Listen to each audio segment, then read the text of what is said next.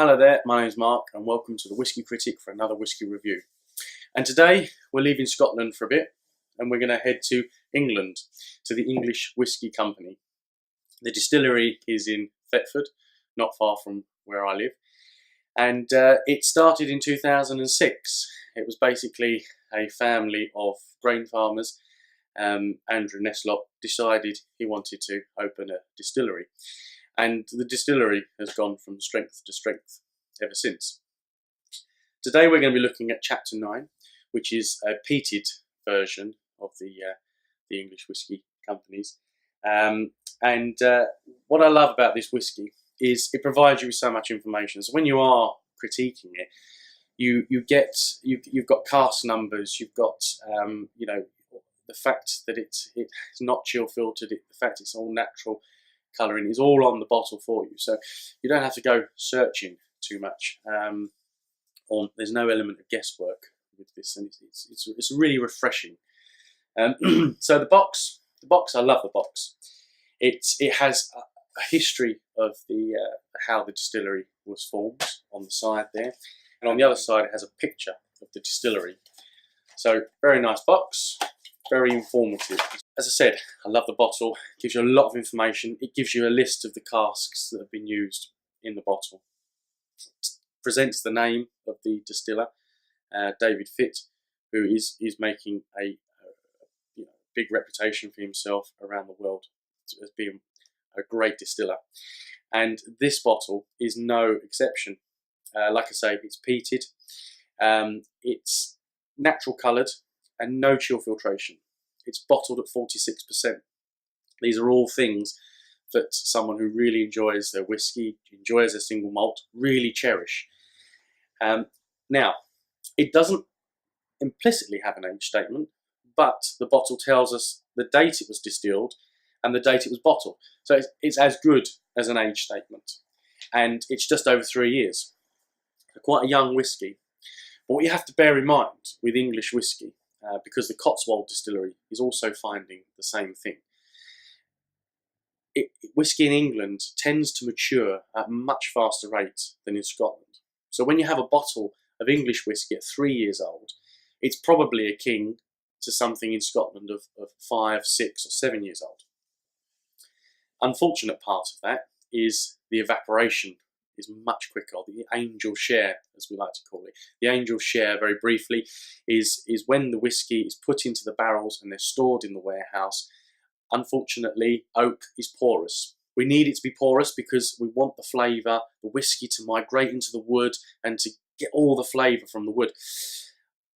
The unfortunate part of the porousness means that the whiskey does evaporate over time.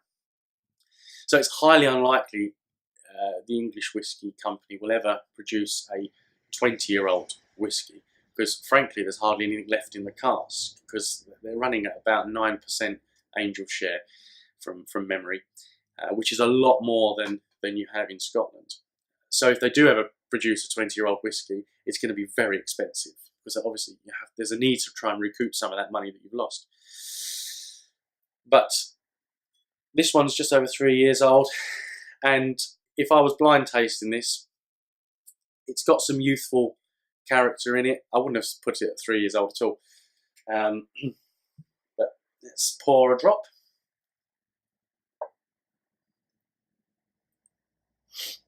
And you can see from the current feel line that I've enjoyed this whiskey.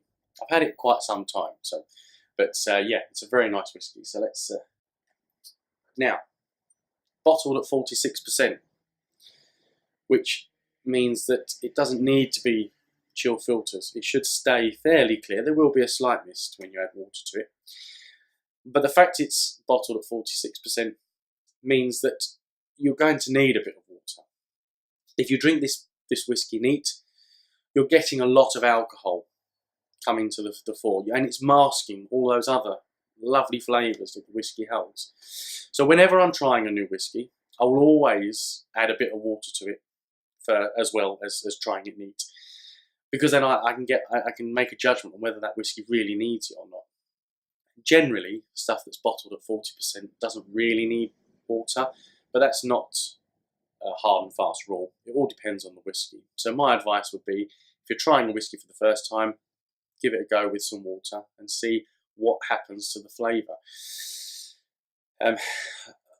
My dad always told me that the only thing to have with a single malt is another one. Don't add water to it, don't add anything else to it. I've learned over the years that actually, if you never add water to your whiskey, then you're missing out, because often water will help develop that flavour. And we want to dull down the alcohol. I'm not drinking this because I want to taste alcohol. I'm drinking it because I want to taste all those other lovely, vibrant flavours that accompany it. So, we will go neat first. On the nose. This whiskey is very woody. It's very, very peaty on the nose. The peat hits you. It's only lightly peated, so it's not heavily peated whiskey, but it's the first thing that grabs you when you put it to your nose.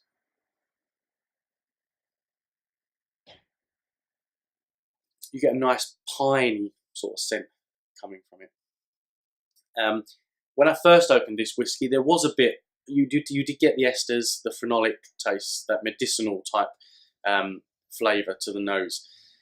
As it's gone down, that's become less and less. And I'm not getting it so much here. The pine, the wood, the peat.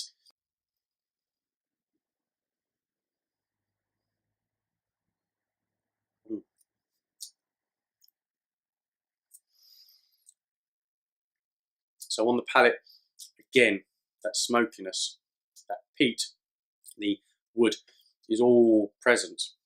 However, you do have the strong influence of alcohol on the tongue there, and I know it's masking something. I can tell straight away that it's overpowering this whiskey a little bit. So we're going to add water, a little drop, just a small amount.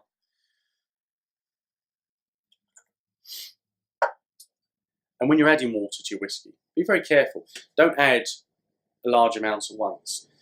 Very little amounts. Keep going, keep adding it, and seeing at what point the water takes over and the whiskey is no longer present, and then you know you've gone too far. And when you add water, you want to let it sit for a bit. Don't do what I'm doing and rush it through. Obviously, this is for the purpose of the video. But already, the alcohol's been kicked into touch. I'm getting a more fruity experience with the nose of this whiskey now. It's fresh fruits, banana. The smokiness is still there, but it's not quite as predominant as it was when it was neat.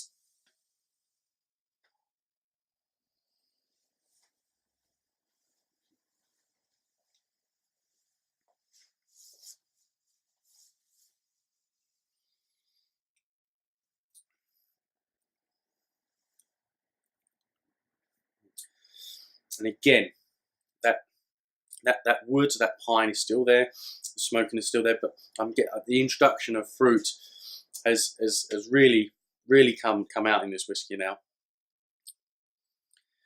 It's only lightly smoky. The finish is nice and prolonged. I've still got it, still finishing, which you don't get from the more lower cost whiskies. It's still there, dry on the finish. Not quite as dry as your sort of Lagavulins, but it ends with a nice, dry, very warming note. It's a very, very lovely whiskey.